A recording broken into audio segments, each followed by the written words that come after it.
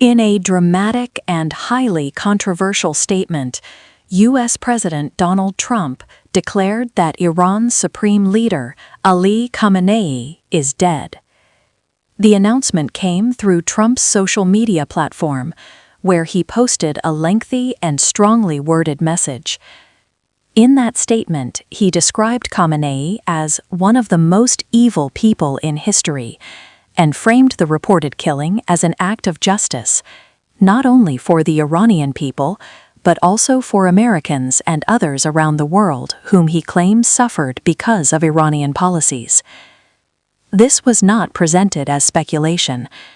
Earlier, Trump had said he believed Israeli assessments indicating Khamenei had been killed were accurate. But in this later statement, he escalated his language, declaring directly that the Iranian supreme leader was dead.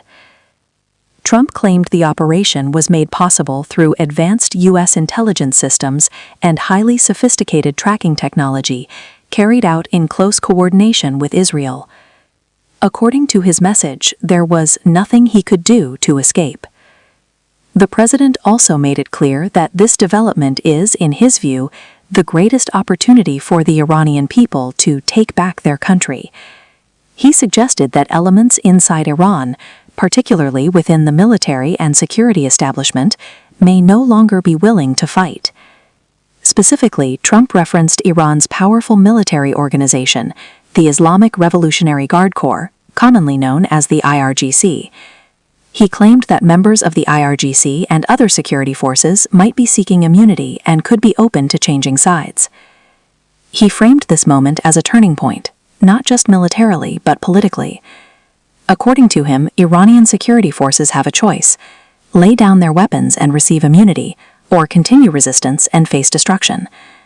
At the same time, Trump announced that heavy and pinpoint bombing inside Iran would continue throughout the week, or as long as necessary, until the objective of peace in the Middle East and indeed the world is achieved. That statement significantly raises the stakes. It signals that the U.S. military campaign is ongoing and not limited to a single targeted strike. Before this full statement was released, Trump had already hinted in an interview that senior Iranian leaders had been killed. However, the written message removed ambiguity and delivered a definitive claim. Analysts note that such declarations typically involve consultation with U.S. intelligence agencies. The United States has 18 intelligence organizations, including the CIA and other defense and surveillance bodies. For a sitting president to publicly declare the death of a foreign head of state, especially during active conflict, would usually require high confidence in the intelligence. But this is where the situation becomes critical. If the claim is accurate, it represents one of the most significant geopolitical events in modern Middle Eastern history.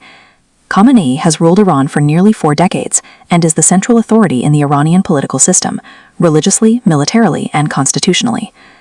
If the claim is false, however, the consequences could be equally dramatic. A premature or incorrect declaration could damage U.S. credibility, escalate hostilities further, and embolden Iran. Another factor is the broader strategic objective. Trump has previously stated that removing Iran's supreme leader was a goal of the operation. If he is correct, it would mean that the United States achieved its primary objective. If he is wrong, it raises questions about intelligence reliability and wartime communication. The statement also suggests a regime change narrative. Trump's language encourages internal political transformation within Iran. He portrays this moment as a historic opportunity for Iranian citizens to reclaim their government. But regime change is rarely simple, and power vacuums in volatile regions often lead to instability rather than immediate reform. Meanwhile, global reactions began forming almost instantly. Markets, diplomatic channels, and military analysts all recognized the gravity of such a claim. The world now faces a tense and uncertain question. Is this the confirmed elimination of one of the most powerful leaders in the Middle East, or is it a wartime claim that has yet to be proven?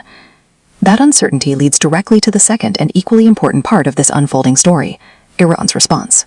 Almost immediately after President Trump's declaration, Iranian officials issued firm denials.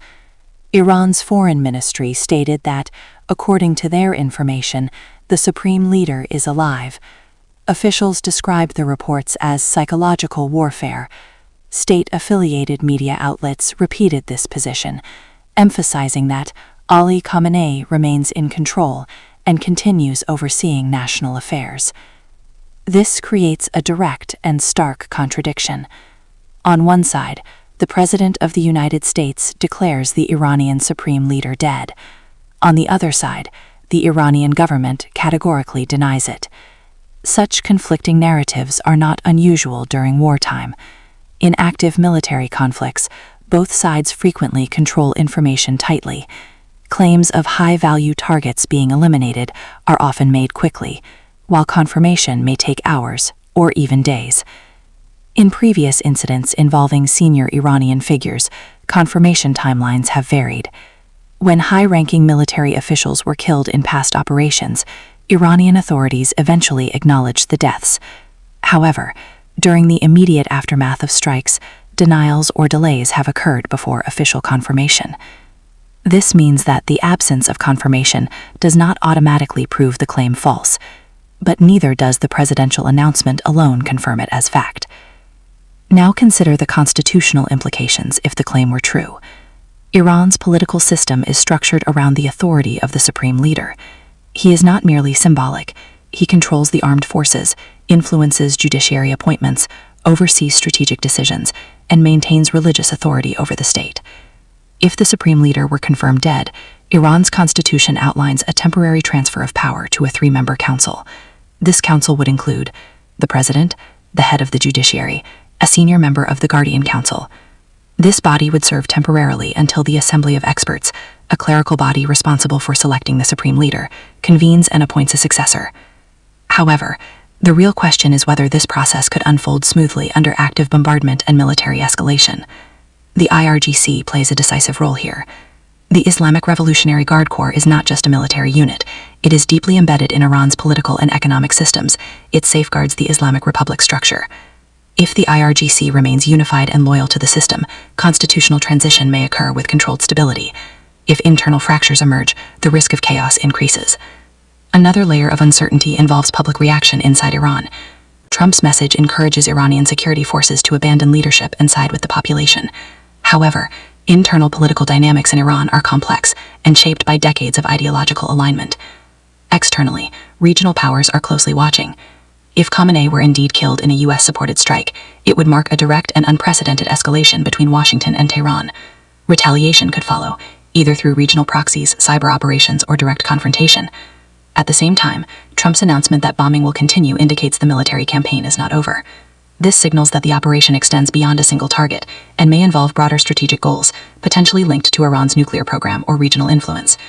Yet, without independent verification, global media organizations remain cautious. Responsible reporting requires confirmation beyond political declarations. So where does this leave the situation? We are currently in a phase of extreme uncertainty.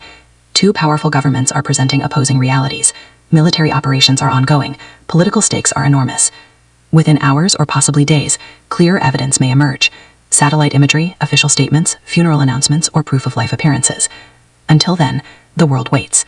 If true, this event reshapes Middle Eastern geopolitics overnight. If false, it becomes one of the most dangerous misinformation flashpoints in modern conflict. Either way, this moment represents a historic escalation. And the next move, from Washington, from Tehran, or from regional actors, could define the future of the region.